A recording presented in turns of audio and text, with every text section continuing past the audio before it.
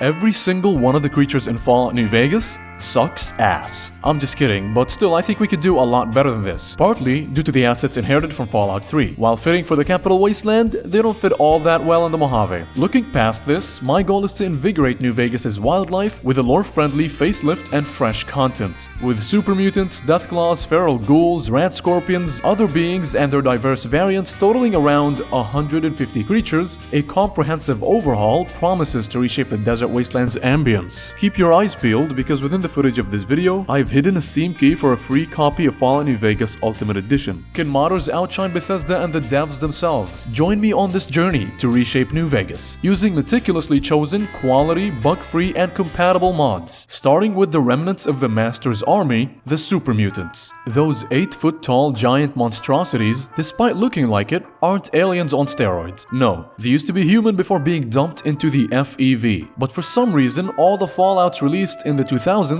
have them looking all wrong. In Fallout 3, they look like sickly feral abominations. In Fallout 4, they look like the Hulk's sagging ballsack. And in New Vegas, they almost look like mythical beings, especially Nightkin. In my opinion, their representation was best in Fallout 1. By looking into their eyes, you could tell that somewhere deep down, there's a human being in there. My goal is to make the mutants look like abominations, the result of genetic experiments, without sacrificing their humanity. I first got rid of that dumb look off their face by reconstructing their facial structure and animations using Menace of the New West. Named muties will get their own distinct faces, giving them more personality, and the super mutant strength is put on display by having them wield big guns one-handed. With this mod alone, I've already got them looking so much better, but they still look like goblins to me. I think it's their baldness, so I'm gonna go ahead and give them a hair transplant with classic super mutant style armor. They'll also get a few new outfits added to their pool. Now they look a lot more human, and the added diversity is much needed. Lastly, according to the lore, they're supposed to be 75% muscle and 3% body fat. So I'm gonna give them a brighter skin tone and vascularity to go with all that muscle mass by using classic-esque super mutant retexture. Muties now look a lot more organic. When you happen upon a super mutant on the road, you'll almost feel bad for them, knowing that behind this green menace is a fellow person, someone you'd befriend, and with whom you'd share an organic bloatfly smoothie, or make human smoothies with. Speaking of human smoothies, centaurs are made up of living beings dumped into an FEV blender. They are the most horrific, tragic, and disgusting creatures in Fallout history, but strangely, super mutants have taken a liking to the centaurs. Good puppies. Nice. A human! Eat them, puppies! Eat them! Eat them! Eat them! In a sad way, mutants almost see them as their pets or loyal slaves. We can't have a super mutant overhaul without touching on the centaurs. As I've mentioned a second ago, they're a mix of creatures dumped simultaneously into the FEV. So it doesn't make sense for the end result abomination to always look the same. That's why I'm using Prodleman's Creature Integration Pack to add a few more centaur variants. If you don't like the other creatures the mod adds, you can always toggle them off and keep only the variety of centaurs in the configuration file. Next in line are ghouls, yet another former human group, victims of prolonged radiation exposure. Or was it FEV? Wait, actually, I think it's both, right? I don't know. There's always been a debate about what would be the origin of ghouls, even amongst the developers of Fallout 1. In some instances, they die without basic human needs, but some ghouls get healed by radiation and require no water or food to survive. So whatever. My aim is to cherry pick what I like from the lore across all the games in the franchise to create what I think is the best representation of ghouls in Fallout New Vegas. In classic Fallouts, ghouls are believed to have an extremely miserable existence. Cheer up, kid. It's not that bad. They're in constant pain. Their bodies are decaying after all. We can tell from their animations in Fallout 1, and Raoul won't shut up about his knees. Sure, boss. The old man will crawl around in the dirt to keep hidden. But does it actually look like they're suffering with every step they take? No. But with the mod, Ghouls Shuffle, all non-feral ghouls will now idle, walk, and run like their feral counterparts. So they won't just look like they stumbled into a radioactive makeup aisle, they'll physically act like it too. Whoa, baby. Am I looking at a mirror? Or are you just that ugly? Speaking of feral ghouls, yes, I know they're basically mindless flesh-eating zombies, but they were once conscious, and just like the super mutants, you gotta remember that feral ghouls are people too. This mod makes a slight adjustment to the feral ghoul textures so that their eyes or pupils would be more visible, giving us a window to look into their tortured souls. Very tragic. Anyway, moving on, let's play dress up with those cute little ferals. Nah, but seriously, why do they gotta be clothless? What, you just go feral and undress and it's a naked beach party? I don't get it. As I've mentioned said before, those ghouls had a life, a history before going feral. So it'd make more sense if they'd be wearing outfits that could tell us more about their previous occupation before they established an appetite for brains. I'm gonna use the mod Another Ghoul variant, which adds the armored glowing one, but mainly to add ferals dressed with a variety of armors and clothing. This combo will make it that much more depressing to see them roaming around. You'll feel sorry knowing that you'd have to put them down. Maybe not this one though, it used to be a raider. As a supplement to the previous mod, let's grab Vault 34 ghouls have vault suits, and feral ghouls and Jason Bright Brotherhood robes. Make sure to delete this file from the mod so that Jason will keep his intended vanilla look. And lastly, let's grab feral ghoul children. Now you'll think twice before killing a ghoul. Is it really worth it? Is XP that important to you? Yes, absolutely. I would massacre every last one of those ugly motherfuckers.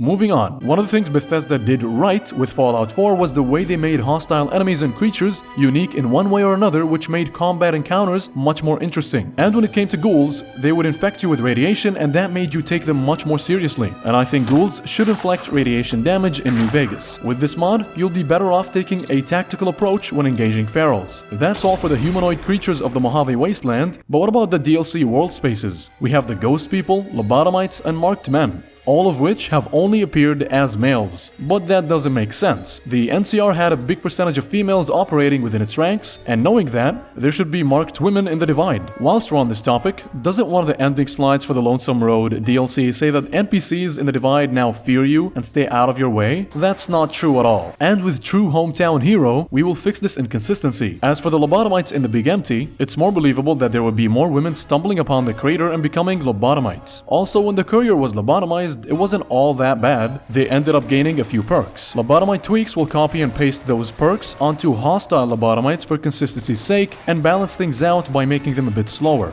But really, those mods are just for variety's sake more than anything. And no, we're not grabbing the Dead Money Ghost Women mod, but the cloud is supposed to corrupt everything it touches, so let's grab Decayed Ghost People. Finally, Dean Domino gives you a tip on how you could take out the ghost people. Don't aim for the head, aim for their bombs. But that is not possible in the vanilla game. With explodable ghost people gas bombs, this inconsistency will be purged, and you'll have a new, better way of dismembering them. With humanoid NPCs out of the way, we're moving on to reptiles, because those are the second most common beings amongst us humans.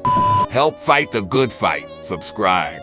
Starting with Deathclaws. This demon from hell, despite popular belief, wasn't specifically an FEV experiment, but rather originates from an unknown government project. The Deathclaw is a mix of different animals, but its DNA seems to be mostly comprised of the Jackson's chameleon. For this reason, I like their aesthetic representation in Fallout 4 to a certain degree. They still look more cute than anything in that game. In Fallout 1, the Deathclaw had a darker complexion with subtle stripes across their back. Laying eyes on this beast would have you poop your pants in terror. Now, what I want to do is combine all the details I liked about them across the different entries in the franchise to produce the perfect Deathclaw. First, classic-esque Deathclaw retexture will give them a color palette resembling their Fallout 1 counterparts. It'll also up the detail of their scales to make the reptile origins more pronounced. All this without sacrificing that terrifying demonic look they have in Fallout New Vegas. Spotting a Deathclaw in the distance, you'll now feel the same thing you felt when you first laid eyes on them in Fallout 1. Next, I'm gonna grab Horrors of the New West. Now hold your big horners. I know you think this mod makes them look goofy, and I agree, but the only reason I want this mod is for the young Deathclaws and babies. In the vanilla game, they're just smaller versions of the adult Deathclaw with smaller horns.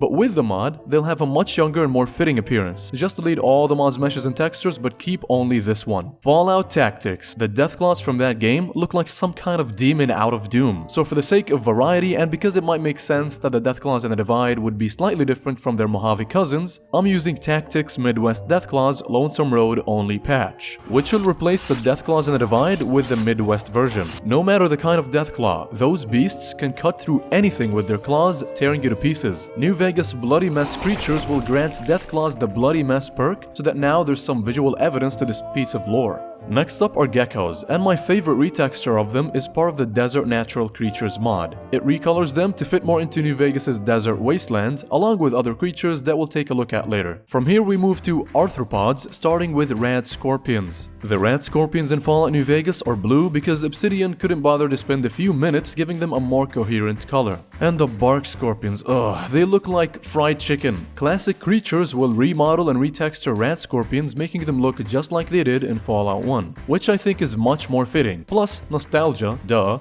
As for the bark scorpions, I'd like to give them the red scorpions color palette from Desert Natural Creatures. So go into the mods folder and rename this texture. Now we move on to mantises, ants, and bloatflies, all of which have been given more fitting textures from Desert Natural Creatures. Creatures, especially bugs, adapt to blend in with their environment, so it makes more sense for them to look like they do with this mod, as well as the mirelurks of the Mojave, which can be implemented into New Vegas with this mod. We're getting into more of the wildlife because mammals are getting a redo next. Did you know that male Brahmin exist in Fallout lore? They're called Brahmin bulls. They were first mentioned in Fallout 2, and apparently they'd have 4 testicles. However, we have yet to see a single testicle.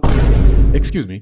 However, we have yet to see a single Brahmin bull in a Fallout game, probably because the Gamebryo engine wouldn't be able to handle the horsepower of all 4 Brahmin testicles. But with modding, anything is possible. The previously mentioned Monster Mod Lite will add Brahmin bulls amongst other Brahmin in the Mojave. Unfortunately, their balls were removed. That's the only way they could have been added to the game. While we're at it, might as well enable the 2-headed dog for more variety. Moving on, we have Bighorners, which have a few variants, but they all look the same with just different sizes. Bighorner model variants will add unique models for the calves and the bulls. One big happy family.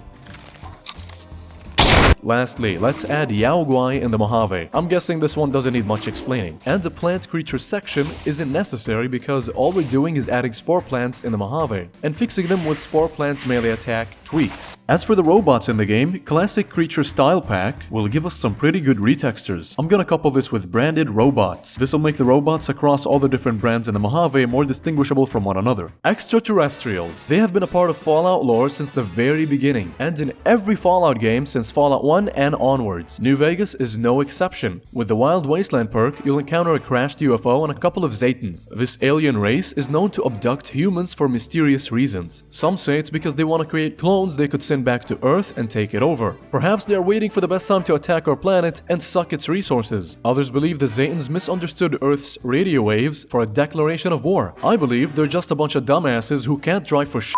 There's literally a Zetan UFO crash site in nearly every Fallout game. We've never seen one actually flying. And with Wild Wasteland UFOs, we will finally get to. This mod is the best piece of Zetan content we've gotten so far in my opinion, and it'll add randomized and rare UFO sightings across all sorts of locations in the Mojave Wasteland. That's so cool, because if you choose to do nothing when you see a Zetan spaceship, the mod would just be sort of like a special encounter mod, establishing the presence of the Zetan aliens. But if you choose to mess with the Zetans, they're gonna bring the hammer down on Earth, but more specifically, you. Imagine Kaiser's Legion of Assassins, but with lasers and UFOs raining hellfire. A similar mod to further solidify their presence in the game is New Vegas Alien Abductions. We know that the Zetans abduct people, but again, we don't really get to witness an abduction, and with this mod, you'll get to see a total of 5 across set locations in the game. Finally, to further enrich the content relating to Zetans, let's grab the quest mod Alien Exterminator. You're gonna be killing aliens. What? A quest mod with good voice acting? Well, are we gonna stand here all day, or are we gonna kick some alien ass? Is that actually funny humor? Whoa, are those totally badass new weapons? Here's your standard issue handheld pulse blaster, as well as some slightly more, professional attire for carrying out assignments. Beautiful level design? I thought that wasn't possible in New Vegas. Why do I feel scared right now? Alright, I'm stranded in space on an alien spaceship. That's about as good of a review as you're gonna get without me spoiling anything. But really, I enjoyed this mod a lot more than I enjoyed Mothership Zeta. I'm not gonna lie. Other than the Zetans, there's also the Wanamingos, not really aliens, but they're referred to as such despite being spawns of FEV. They've only appeared in Fallout 2, and the Chosen One wiped them out. But who's to say they don't just come back? So in the same manner that Bethesda brings back factions and creatures from previous Fallouts by making up some bullshit excuse, then calling it canon, I'm gonna enable Wanamingos from Monster Mod Lite and say the Chosen One just happened to miss a few eggs in that cave. So, to address the question I asked at the beginning of the video, I'd say the New Vegas modding scene never ceases to amaze. The fact that all the content in this video was made by fans of the game and not the actual devs themselves tells you all you need to know about how dedicated the modding community is to Fallout New Vegas. And I think folks over at Bethesda and Obsidian should be taking notes, or maybe even hiring more modders to work for them. In the next video, I'm gonna overhaul a faction of your choice. So comment down below, and the comment with the most likes, that's the faction we're gonna be doing next. YouTube never changes. Smash like and subscribe. Yeah, now might be the time to get the flying out of here.